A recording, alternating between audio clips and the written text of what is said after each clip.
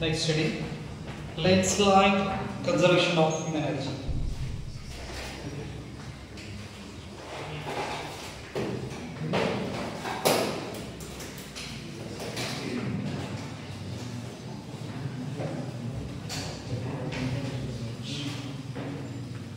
Conservation of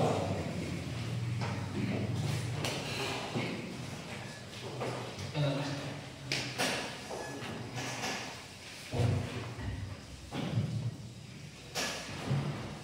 So German physicist Heinrich Friedrich Lens ಅಂತ ನಾವು ಕರೀತೀವಿ. German physicist Heinrich Friedrich Lens.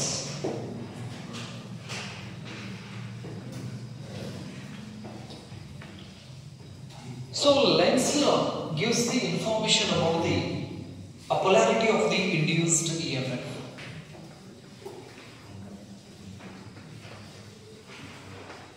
Polarity of induced EMF. So whenever the magnetic flux linked to a coil changes, an EMF induces. EMF induced. So EMF induced agiti andre this EMF has a polarity, that is a positive polarity and negative polarity. We have two polarities, one is positive polarity, ಇನ್ನೊಂದು negative polarity ಅಂತ ನಾವು ಕರೀತೀವಿ. ಹಾಗಾದ್ರೆ ಈ lens ಲಾ ನಮಗೆ ಎದರ information ಕೊಡ್ತಿತ್ತು ಅಂದ್ರೆ polarity of induced EMF and the direction of induced current. Direction of induced current in a coil or massive conductance. Right? Very good. So, a Lenz law gives the information about the polarity of the induced EMF and the direction of induced current in a circular coil or massive conductors. Heading hakidra ಕೆಳಗಡೆ diagram ಕೊಟ್ರಾ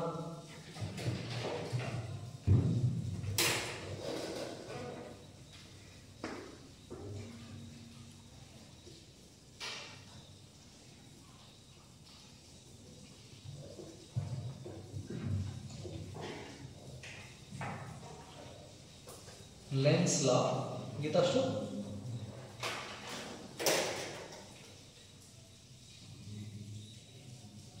Lenz law gives the information.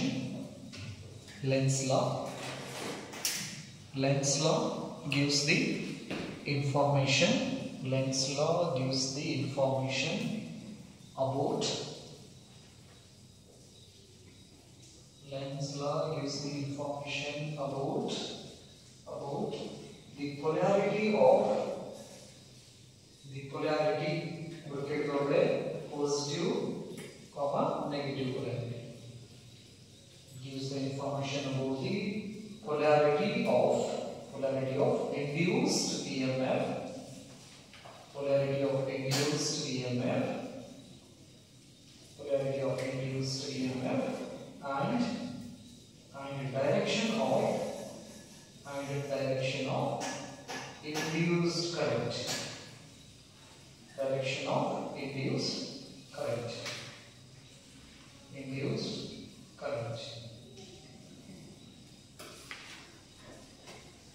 Direction of induced current. So, Lenz law gives information about the polarity of induced EMF and direction of induced current in circular coil and massive conductors. Circular coil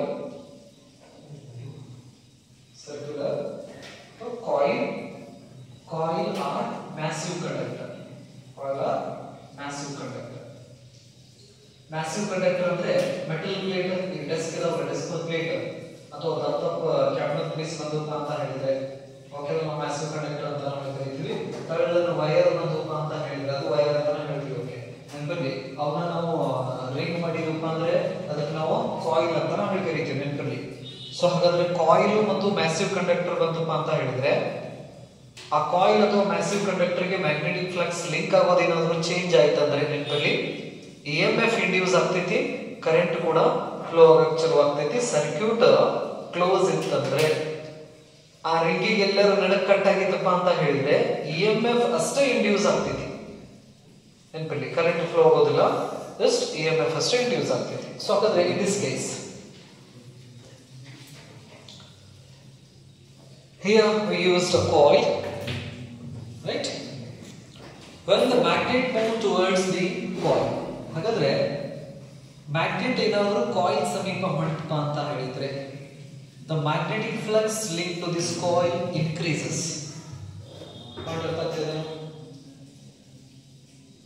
magnet ನಾವು coil ಸಮೀಪ ತಗೊಂಡು ಹೊಂಟ್ವಿ ಅಂದ್ರೆ ಈ ಕಾಯಿಲಿಗೆ link ಆಗ್ತಕ್ಕಂತಹ magnetic flux increase ಆಗುವಂತ ಹೋಗ್ತೈತಿ.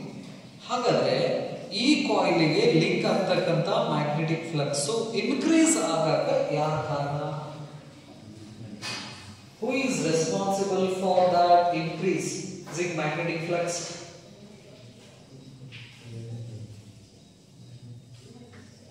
Situations ನಿಮಗೆ ಎದುರಿಗೆ ಹೌದಾ? ಹಾಗಾದ್ರೆ ಕಾಯಿಲಿಗೆ ಮ್ಯಾಗ್ನೆಟಿಕ್ ಫ್ಲಕ್ಸ್ ಲಿಂಕ್ ಆಗೋದು ಇನ್ಕ್ರೀಸ್ ಆಗಾಕ ಕಾರಣ ಯಾರು?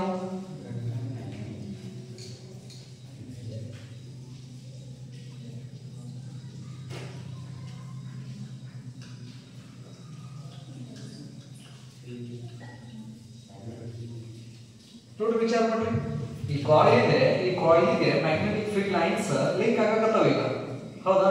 ಹಾಗಾದ್ರೆ ಲಿಂಕ್ ಆಗೋದು ಇನ್ಕ್ರೀಸ್ ಆಗಕ್ಕೆ ಕಾರಣ ಏನು?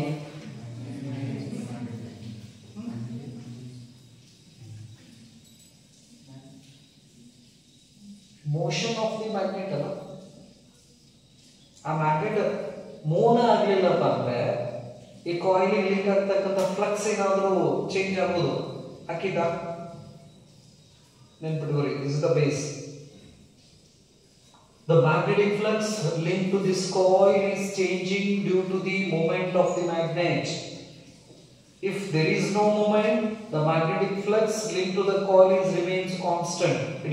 It will not change. ನೆನಪಿಡಿ, ಹಾಗಾದ್ರೆ ಈ ಕಾಯಿಲಿಗೆ ಲಿಂಕ್ ಆಗ್ತಕ್ಕಂಥ ಮ್ಯಾಗ್ನೆಟಿಕ್ ಫ್ಲಕ್ಸ್ ಚೇಂಜ್ ಆಗಕ ಕಾರಣ ಯಾರು? That is the motion of the magnet. ಹೌದಾ? ಹಾಗಾದ್ರೆ ಮ್ಯಾಗ್ನೆಟ್ ಅದ ಯಾವ ಪೋಲ್ ಕಾಯಿಲ್ ಕಡೆ ಬರಕತ್ತೈತಿ? ನಾರ್ತ್ ಪೋಲ್ ಕಾಯಿಲ್ ಕಡೆ ಬರಕತ್ತೈತಿ. Faraday's law ಪ್ರಕಾರ an EMF induces and this induced EMF is directly proportional to the rate of change of magnetic flux. So this negative sign indicates what? The induced EMF opposes the cause for the change in magnetic flux. ಹಾಗಾದ್ರೆ EMF induce ಆಗ್ತೈತಿ, flux link ಆಗೋದು change ಆಯ್ತಂದ್ರೆ EMF induce ಆಗ್ತೈತಿ. ಹಾಗಾದ್ರೆ ಈ induced ಆದಂತಹ EMF ಏನ್ ಕೆಲಸ ಮಾಡ್ತಿತ್ತಂದ್ರೆ ಈ ಫ್ಲಕ್ಸ್ ಲಿಂಕ್ ಆಗೋದನ್ನ ಚೇಂಜ್ ಯಾರು ಮಾಡ್ತಿರ್ತಾರಲ್ಲ ಅಥವಾ ಚೇಂಜ್ ಆಗಕ ಯಾರ ಕಾರಣ ಆಗಿರ್ತಾರಲ್ಲ ಅವ್ರನ್ನ ಅಪೋಸ್ ಮಾಡೋ ಕೆಲಸನ ಮಾಡ್ತಿದ್ದಿ. ಹಾಗಾದ್ರೆ ಇಲ್ಲಿ ಮ್ಯಾಗ್ನೆಟ್ ಮುಂದೆ ಬರಾಕತ್ತೈತಪ್ಪ ಅಂತ ಹೇಳಿದ್ರೆ magnet motion is the responsible for changing magnetic flux. ಹಾಗಾದ್ರೆ ಈ ಮೋಷನ್ ಅನ್ನು ಅಪೋಸ್ ಮಾಡಬೇಕಂದ್ರೆ ಮೋಷನ್ ಅಂದ್ರೆ ಯಾವ ಪೋಲ್ ಬರ್ತಾ ಇದೆ? ನಾರ್ತ್ ಪೋಲ್ ಬರಾಕತ್ತೈತಿ. ಹಾಗಾದ್ರೆ ಈ ಕಡೆಯಿಂದ ನಾರ್ತ್ ಪೋಲ್ ಬರಾಕತ್ತೈತಂದ್ರೆ ಆ ನಾರ್ತ್ ಪೋಲ್ ಅನ್ನ ಅಪೋಸ್ ಮಾಡಬೇಕಪ್ಪ ಅಂತ ಹೇಳಿದ್ರೆ ಅಪೋಸಿಟ್ ಯಾವ ಪೋಲ್ ಇರಬೇಕು? ಯಾವ ಪೋಲ್ ಇರಬೇಕು? ನಾರ್ತ್ ಪೋಲ್ ಇರಬೇಕು. ಸೊ ಹಾಗಾದ್ರೆ ನಾರ್ತ್ ಪೋಲ್ ಬರಬೇಕಪ್ಪ ಅಂತ ಹೇಳಿದ್ರೆ ಕರೆಂಟ್ ಕ್ಲಾಕ್ ವೈಸ್ ಫ್ಲೋ ಆಗಬೇಕಾ ಆಂಟಿ ಕ್ಲಾಕ್ ವೈಸ್ ಫ್ಲೋ ಆಗಬೇಕಾ? Anticlockwise already study ಮಾಡಿರೋ ನಾವು ಇದನ್ನ ನೆನಪಿರಲಿ. ಹಾಗಾದ್ರೆ whenever the north pole of the magnet move towards the coil an EMF induces and we can observe the current in this coil, that current flows in an anti-clockwise direction to produce a north pole.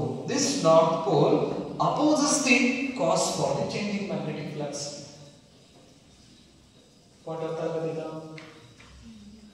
magnetic flux link ಆಗೋದೇನಾದ್ರೂ change ಆಯ್ತಂದ್ರೆ EMF induce ಆಗತ್ತೆ ಅಂತ ಹೇಳ್ತಾರೆ. ಹಾಗಾದ್ರೆ induce ಆಗಿದ್ದ EMF ಏನ್ ಮಾಡ್ತಿತ್ತು? ಅದು ಆ ಫ್ಲಕ್ಸ್ ಲಿಂಕ್ ಆಗಕ್ಕೆ ಕಾರಣ ಯಾರು, ಚೇಂಜ್ ಆಗಕ್ಕೆ ಲಿಂಕ್ ಆದಂತಹ ಫ್ಲಕ್ಸ್ ಚೇಂಜ್ ಆಗಕ್ಕೆ ಕಾರಣ ಯಾರಾಗಿರ್ತಾರಲ್ಲ ಅವ್ರನ್ನ ಅಪೋಸ್ ಮಾಡಕ್ಕೆ ಸ್ಟಾರ್ಟ್ ಮಾಡ್ತೈತಿ. ಹಾಗಾದ್ರೆ when the north pole move towards the coil, what happens?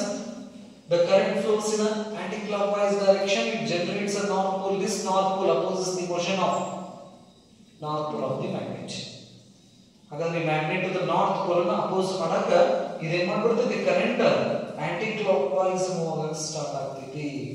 ಹಾಗಾದ್ರೆ ಆಂಟಿ ಕ್ಲಾಕ್ ವೈಸ್ ಮೂವ್ ಆಗತ್ತಪ್ಪ ಅಂತ ಹೇಳಿದ್ರೆ ಈ ಕಡೆದು ಈ ಪೋರ್ಷನ್ ಅನ್ನ ತಗೊಂಡ್ರೆ ಕರೆಂಟ್ ಹಿಂಗ್ ಹೋಗ್ತಾ ಇದೆ ಅಂದ್ರೆ ಈ ಕಡೆದು ಪಾಸಿಟಿವ್ ಪೊಲಾರಿಟಿ ಆಗ್ತೈತಿ, ಈ ಕಡೆದು ನೆಗೆಟಿವ್ ಪೊಲಾರಿಟಿ ಆಗ್ತೈತಿ. The current flows, the conventional current is that direction is from positive to negative ಅಂತ ನಾವು ಹೇಳ್ತೀವಿ. ಇದು ಒಂದು ಕೇಸ್ ಆಯ್ತು. ಸಪೋಸ್ ಒಂದು ವೇಳೆ ನಾರ್ತ್ ಇದೆ, ಸೌತ್ ಇದೆ, ನಾರ್ತ್ ಪೋಲ್ ಕಾಯಿಲ್ ಇಂದ ದೂರ ಹೊಂಟಂದ್ರೆ ಹಿಂದ್ ಸರಿಯಾಗತ್ತಪ್ಪ ಅಂತ ಹೇಳಿದ್ರೆ ಅವಾಗ್ಲೂ ಕೂಡ ಇದು ಲಿಂಕ್ ಆಗ್ತಕ್ಕಂಥ ಮ್ಯಾಗ್ನೆಟಿಕ್ ಫ್ಲಕ್ಸ್ ಏನಾಗ್ತೈತಿ, ಚೇಂಜ್ ಆಗ್ತೈತ. ಹಾಗಾದ್ರೆ ಇಲ್ಲಿ ಡಿಕ್ರೀಸ್ ಆಗಕ್ಕೆ ಹೋಗ್ತೈತಿ, magnetic flux link to this coil decreases in that case. ಹಾಗಾದ್ರೆ ನಾರ್ತ್ ಪೋಲ್ ಹಿಂದ್ ಹೋಗಬಾರ್ದು, ಹಿಂದ್ ಹೋದ್ರೆ ಚೇಂಜ್ ಆಗ್ತೈತಿ. ಹಿಂದ್ ಹೋಗಬಾರ್ದು ಅಂದ್ರೆ ಇಲ್ಲಿ ಯಾವ ಪೋಲ್ ಇರಬೇಕು, ಸೌತ್ ಪೋಲ್ ಇರಬೇಕು. ಸೌತ್ ಪೋಲ್ ಆಗ್ಬೇಕಂದ್ರೆ current clockwise anti-clockwise are clockwise, right? When the magnet, north pole of the magnet move away from the coil, what happens? This induced EMF and induced current, the direction of the induced current is clockwise to generate south pole. ಹಾಗಾದ್ರೆ ಇಲ್ಲಿ ನೋಡ್ರಿ, ಇಲ್ಲಿ motion ಇದೆ, ಹಾಗಾದ್ರೆ mechanical energy. ಇದನ್ನ ಹಿಂದೆ ಮುಂದೆ ಮಾಡಬೇಕಂದ್ರೆ ಯಾವ ಎನರ್ಜಿ ಖರ್ಚಾಗ್ತೈತಿ, ಮೆಕ್ಯಾನಿಕಲ್ ಎನರ್ಜಿ. ಇಲ್ಲಿ ಯಾವ ಎನರ್ಜಿನ ನೋಡ್ತಾ ಇದೀವಿ ನಾವು,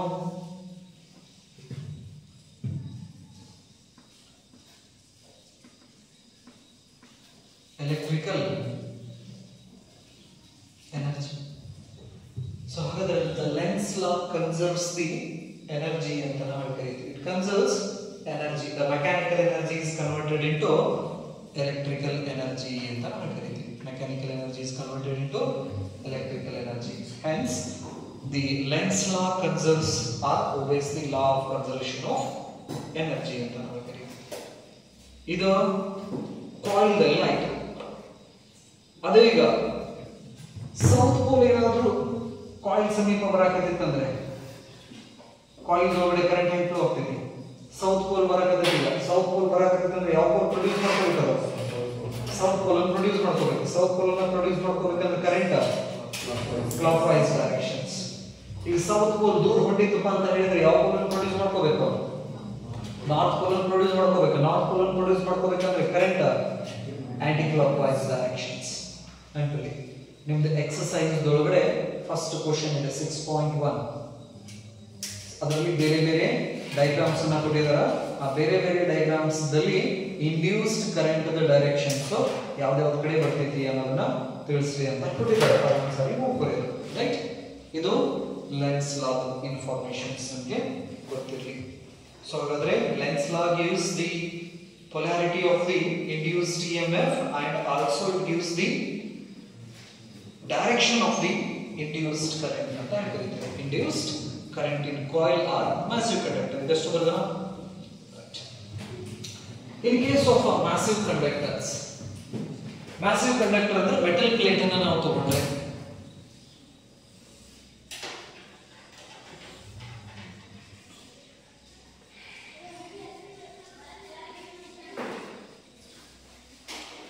ಮೆಟಲ್ ಪ್ಲೇಟ್, ಮೆಟಲ್ ಪ್ಲೇಟ್ ದಲ್ಲಿ ನಾವು ಫ್ರೀ ಎಲೆಕ್ಟ್ರಾನ್ಸ್ ಅನ್ನು ನಾವು ನೋಡ್ತೀವಿ ನೆನಪಲ್ಲಿ, right? So when a magnet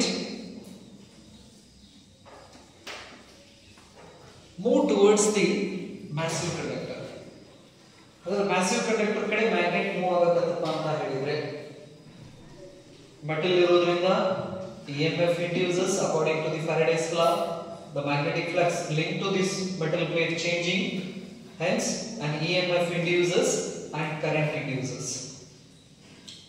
That current move in a least resistance loop ಅಂತ ನಾವು ಕರಿತೀವಿ. ಹಾಗಾದ್ರೆ ಮ್ಯಾಸಿವ್ ಕಂಡಕ್ಟರ್ ಗೆ ಇದೇನಾದ್ರೂ ಮ್ಯಾಗ್ನೆಟಿಕ್ ಫ್ಲಕ್ಸ್ ಲಿಂಕ್ ಆಗೋದು ಚೇಂಜ್ ಆಗಕತ್ತಂದ್ರೆ ಫಸ್ಟ್ ಕರೆಂಟ್ ಒಂದು ಲೀಸ್ಟ್ ರೆಸಿಸ್ಟೆನ್ಸ್ ಲೂಪ್ ದಲ್ಲಿ ಪ್ರೊಡ್ಯೂಸ್ ಮಾಡ್ಕೋತೈತಿ. ಇಂಡ್ಯೂಸ್ ಕರೆಂಟ್ ಫ್ಲೋ ಸ್ಟಾರ್ಟ್ ಆಗ್ತೈತಿ. ಸೊ ಹಾಗಾದ್ರೆ ಇಲ್ಲಿ ನಾರ್ತ್ ಪೋಲ್ ಬರಕತ್ತೈತಿ ಅಂದ್ರೆ ಯಾವ ಪೋಲ್ ಅನ್ನು ಪ್ರೊಡ್ಯೂಸ್ ಮಾಡ್ಕೋಬೇಕು? ನಾರ್ತ್ ಪೋಲ್ ಅನ್ನು ಪ್ರೊಡ್ಯೂಸ್ ಮಾಡ್ಕೋಬೇಕು. ನಾರ್ತ್ ಪೋಲ್ ಅನ್ನು ಪ್ರೊಡ್ಯೂಸ್ ಮಾಡ್ಕೋಬೇಕಂದ್ರೆ ಕರೆಂಟ್ ಆಂಟಿ ಕ್ಲಾಕ್ ವೈಸ್ ಹೋಗಬೇಕು. ನೆನಪಲ್ಲಿ ಕರೆಂಟ್ ಅನ್ನ ಮಾತಾಡ್ತಾ ಇರೋದು, ರೈಟ್? ಸೊ ಹಾಗಾದ್ರೆ the current flow in anticlockwise direction, this is the direction of the induced current.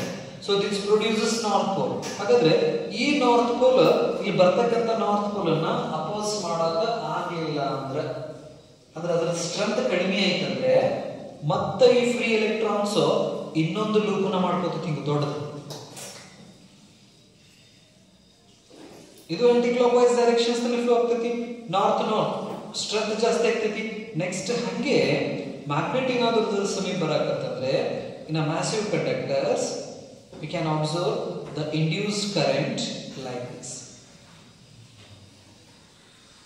So this looks like eddies in water. ನೀರಿನ ಒಳಗಡೆ ಸುಳಿ ಅಂತ ಹೇಳ್ತೀವಲ್ಲ, ಸುಳಿ ಕಂಡೋಗತಿ ಏನಪ್ಪಾ ಅಂತ ಹೇಳಿದ್ರೆ ಈ ಇಂಡ್ಯೂಸ್ಡ್ ಕರೆಂಟ್ ನಾವು ಮ್ಯಾಸಿವ್ ಕಂಡಕ್ಟರ್ ಅಲ್ಲಿ ನೋಡಕ್ ಸಾಧ್ಯತೆ ನೆನಪಲ್ಲಿ. ಹಾಗಾದ್ರೆ ಈ ತರ ಕರೆಂಟ್ ಗೆ ನಾವೇನಂತ ಕರಿತೀವಿ ಅಂದ್ರೆ ಎಡ್ಡಿ ಕರೆಂಟ್ ಅಂತ ಕರಿತೀವಿ. That is a current induced in a massive conductor due to the change in magnetic flux linked to that massive conductor. ಹಾಗಾದ್ರೆ ಮ್ಯಾಸಿವ್ ಕಂಡಕ್ಟರ್ ಗೆ ಮ್ಯಾಗ್ನೆಟಿಕ್ ಫ್ಲಕ್ಸ್ ಲಿಂಕ್ ಆಗೋದು ಏನಾದ್ರೂ ಚೇಂಜ್ ಆಗತ್ತಪ್ಪ ಅಂತ ಹೇಳಿದ್ರೆ ಆ ಮ್ಯಾಸಿವ್ ಕಂಡಕ್ಟರ್ ದಲ್ಲಿ ಯಾವ ಕರೆಂಟ್ ಇಂಡ್ಯೂಸ್ ಆಗ್ತೈತಿ? ಎಡ್ಡಿ ಕರೆಂಟ್ ಇಂಡ್ಯೂಸ್ ಆಗ್ತೈತಿ. ಎಡ್ಡಿ ಅಂತ ಹೇಳಿದ್ರೆ ನಾವು ಈ ಸುಳಿ ಅಂತ ಹೇಳಿ ಕರೀತೀವಿ ನೋಡ್ರಿ. ಸುಳಿ ಹೆಂಗ್ ಇರ್ತೈತಲ್ಲ ಆ ತರ ನಾವು ಏನ್ ಮಾಡ್ತೀವಿ? ಎಡ್ಡಿ ಕರೆಂಟ್ ನ ನೋಡ್ತೀವಿ. So initially this current induces in a least resistance loop. ಅಂದ್ರೆ ಲೆಂತ್ ಕಡಿಮೆ ಇರ್ತೈತಿ, ಸಣ್ಣ ಲೂಪದಲ್ಲಿ ಜನರೇಟ್ ಆಗ್ತೈತೆ. ಫಸ್ಟ್ ಹೆಂಗೆಂಗ ಮ್ಯಾಗ್ನೆಟ್ ಸಮೀಪ ಬರಕ್ ಚಲೋ ಆಗ್ತೈತಲ್ಲ ಅದನ್ನ ಅಪೋಸ್ ಮಾಡಕ್ ಅದೇನ್ ಮಾಡ್ತೈತಿ? ಲೂಪ್ ನ ದೊಡ್ಡ ಮಾಡ್ಕೊಂತ ಹೋಗ್ತೈತಿ. ಅಂದ್ರೆ ಅದರ ಅಪೋಸಿಂಗ್ ಫೋರ್ಸ್ ಅನ್ನು ಕೂಡ ಅದೇನ್ ಮಾಡ್ತೈತಿ? ಇನ್ಕ್ರೀಸ್ ಮಾಡ್ಕೊಂತ ಹೋಗ್ತೈತಿ. ಇದು ಮ್ಯಾಸಿವ್ ಕಂಡಕ್ಟರ್ಸ್ ಅಥವಾ ಮೆಟಲ್ ಪ್ಲೇಟ್ಸ್ ನಲ್ಲಿ ನಾವು ಲೆನ್ಸ್ ಲಾ ಯೂಸ್ ಮಾಡಿಬಿಟ್ಟು ನಾವೇನ್ ಮಾಡ್ತೀವಿ? ಈ ಇಂಡ್ಯೂಸ್ಡ್ ಇಎಂಎಫ್ ಮತ್ತು ಇಂಡ್ಯೂಸ್ಡ್ ಕರೆಂಟ್ ಡೈರೆಕ್ಷನ್ಸ್ ನಾವು ಪಡಿತೀವಿ. ಸೊ ಹಾಗಾದ್ರೆ ಸಿಂಪಲ್ ಏನ್ ಹೇಳ್ತೈತಿ? ನಾರ್ತ್ ಪೋಲ್ ಸಮೀಪ ಬರಕತ್ತಂದ್ರ ನಾರ್ತ್ ಪೋಲ್ ಅನ್ನ ಪ್ರೊಡ್ಯೂಸ್ ಮಾಡ್ಕೋಬೇಕು. ಕರೆಂಟ್ ಆಂಟಿ ಕ್ಲಾಕ್ ವೈಸ್ ಅಲ್ಲಿ ಫ್ಲೋ ಆಗ್ಬೇಕು. ನಾರ್ತ್ ಪೋಲ್ ದೂರ ಹೊಂಟದಪ್ಪ ಅಂತ ಹೇಳಿದ್ರೆ ಸೌತ್ ಪೋಲ್ ಅನ್ನು ಪ್ರೊಡ್ಯೂಸ್ ಮಾಡ್ಕೋಬೇಕು. ಕರೆಂಟ್ ಕ್ಲಾಕ್ ವೈಸ್ ಅಲ್ಲಿ ಫ್ಲೋ ಮಾಡ್ಬೇಕು. ನೆನಪಲ್ಲಿ. ಸೊ ಅಂದ್ರೆ ನಾವು ಲಾಸ್ಟ್ ಸೆಷನ್ಸ್ ಒಳಗಡೆ ಎಕ್ಸ್ಪೆರಿಮೆಂಟ್ಸ್ ಅನ್ನ ಮಾಡಿದ್ವಿ. ಮ್ಯಾಗ್ನೆಟ್ ಸಮೀಪ ಬರಾಕತ್ತಾಗ ಮ್ಯಾಗ್ನೆಟಿಕ್ ಫ್ಲಕ್ಸ್ ಲಿಂಕ್ ಆಗೋದು ಚೇಂಜ್ ಆಗ್ತಾ ಇತ್ತು. ಹಾಗಾಗಿ ಕರೆಂಟ್ ಆಂಟಿ ಕ್ಲಾಕ್ ವೈಸ್ ದಲ್ಲಿ ಫ್ಲೋ ಆಗಕತ್ತಿತ್ತು. ಡಿಫ್ಲೆಕ್ಷನ್ ಒಂದು ಸೈಡ್ ತೋರಿಸ್ ನಮಗೆ.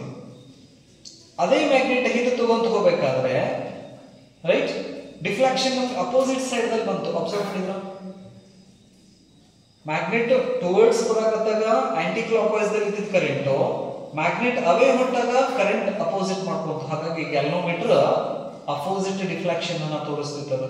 ಮ್ಯಾಗ್ನೆಟ್ ಟುವರ್ಡ್ಸ್ ಹೋಗ್ಬೇಕಾದ್ರೆ ಒಂದು ಸೈಡ್, ಮ್ಯಾಗ್ನೆಟ್ ಅವೇ ಹೋಗ್ಬೇಕಾದ್ರೆ ಅದರ ಅಪೋಸಿಟ್ ಡೈರೆಕ್ಷನ್ಸ್ ದಲ್ಲಿ ಡಿಫ್ಲೆಕ್ಷನ್ಸ್ ಅನ್ನ ತೋರಿಸಕ್ ಚಾಲು ಮಾಡ್ತಾವ. ಅಂದ್ರೆ ಆ ಕಾಯಿಲ್ ದಲ್ಲಿ ಕರೆಂಟ್ ಸಮೀಪ ಬರಬೇಕಾದ್ರೆ ಒಂದು ಡೈರೆಕ್ಷನ್ ಫ್ಲೋ ಆಗ್ತಿತ್ತು, ದೂರ ಹೋಗ್ಬೇಕಾದ್ರೆ ಅಪೋಸಿಟ್ ಡೈರೆಕ್ಷನ್ಸ್ ದಲ್ಲಿ ಫ್ಲೋ ಆಗ್ತಿತ್ತು ಅನ್ನೋದನ್ನ ಇಂಡಿಕೇಟ್ ಮಾಡ್ತಿತ್ತು. ಇದು ಬರ್ದ? ಸೊ ಹಾಗಾದ್ರೆ ಲೆನ್ಸ್ ಲಾ ಏನನ್ನು ತಿಳಿಸ್ಕೊಡ್ತೀವಿ ನಮಗೆ?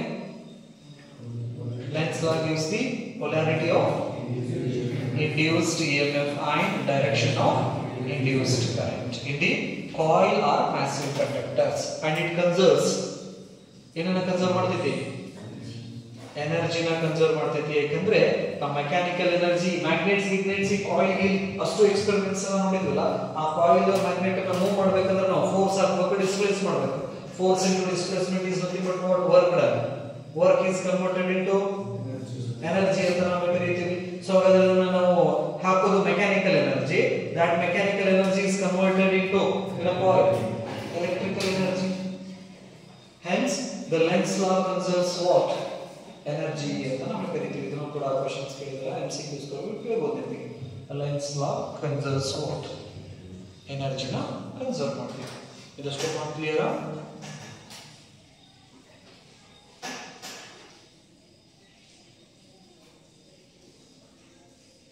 ಹಾಗಾದ್ರೆ ಇಲ್ಲಿ ಸರ್ಕ್ಯುಲರ್ ಕಾಯಿಲ್ ಆಯಿತು, ಮ್ಯಾಸಿವ್ ಕಂಡಕ್ಟರ್ ಆಯಿತು. What about the wire? ಹಾಗಾದ್ರೆ ಒಂದು ವೈರ್ನಲ್ಲಿ ನಾವು ಇದನ್ನೇನು ವೈರ್ ಏನಾದರೂ ಅಥವಾ ಈ ವೈರಿಗೆ ಮ್ಯಾಗ್ನೆಟಿಕ್ ಫ್ಲಕ್ಸ್ ಲಿಂಕ್ ಆಗೋದೇನಾದರೂ ಚೇಂಜ್ ಆಗಿತ್ತು ಅಂದರೆ ಎಲ್ ಅಂತ ನಾವು ಹೇಳ್ತೀವಿ. ಹೌದಾ? ಹಾಗಾದ್ರೆ ಇದನ್ನ ಏನ್ ಮಾಡ್ತೀನಿ ನಾನೀಗ ಮ್ಯಾಗ್ನೆಟಿಕ್ ಫೀಲ್ಡ್ ಒಳಗೆ ಕೈ ಬಿಡ್ತೀನಿ ನಾನು ಸುಮ್ಮನೆ. ಈ ತರ ಇನ್ವರ್ಡ್ ಇದೆ, ಮ್ಯಾಗ್ನೆಟಿಕ್ ಫೀಲ್ಡ್ ಇದೆ, ಯೂನಿಫಾರ್ಮ್ ಮ್ಯಾಗ್ನೆಟಿಕ್ ಫೀಲ್ಡ್ ಇದೆ. ಈ ಯೂನಿಫಾರ್ಮ್ ಮ್ಯಾಗ್ನೆಟಿಕ್ ಫೀಲ್ಡ್ ಒಳಗಡೆ ಏನ್ ಮಾಡ್ತೀನಿ ನಾನು ಒಂದು ವೈರ್ ಅನ್ನು ತಗೋತೀನಿ. ಆ ವೈರ್ ಅನ್ನು ತಗೊಂಡು ಮ್ಯಾಗ್ನೆಟಿಕ್ ಫೀಲ್ಡ್ ಹಿಂಗ್ ಹೊಂಟತಿ, ಅದಕ್ಕೆ ಪರ್ಪೆಂಡಿಕ್ಯುಲರ್ ಆಗಿ ನಾನು ಹಿಂಗ್ ಬಿಡ್ತೀನಿ, ಕೈ ಬಿಟ್ಬಿಡ್ತೀನಿ. ಹಾಗಾದ್ರೆ ಇದು ವೈರ್ ಆ ಮ್ಯಾಗ್ನೆಟಿಕ್ ಫೀಲ್ಡ್ ಒಳಗಡೆ ಪಾಸ್ ಆಗ್ಬೇಕಾದ್ರೆ ಈ ವೈರಿಗೆ ಲಿಂಕ್ ಆಗ್ತಕ್ಕಂಥ ಫೀಲ್ಡ್ ಲೈನ್ಸ್ ಚೇಂಜ್ ಆಗ್ತಿತ್ತು ಹೋಗಿಲ್ಲ? ಚೇಂಜ್ ಆಗ್ತಿತ್ತ? ಸೊ ಹಾಗಾದ್ರೆ ಈ ಕಂಡಕ್ಟರ್ಗೆ ಮ್ಯಾಗ್ನೆಟಿಕ್ ಫ್ಲಕ್ಸ್ ಲಿಂಕ್ ಆಗೋದು ಚೇಂಜ್ ಆಯ್ತಂದ್ರೆ ಇದ್ರೊಳಗಡೆ ಎಷ್ಟು EMF ಇಂಡ್ಯೂಸ್ಡ್ ಆಗ್ತಿದೆ ಅದನ್ನ ನಾವೇನಂತ ಕರಿತೀವಿ? ಮೋಷನಲ್ EMF ಅಂತ ಕರಿತೀವಿ. ಮೋಷನಲ್ EMF. ನೆಕ್ಸ್ಟ್ ಹೆಡಿಂಗ್ ಹಾಕಿದ್ರೆ ಮೋಷನಲ್ EMF. Motional EMF. We will discuss this motional EMF in next class.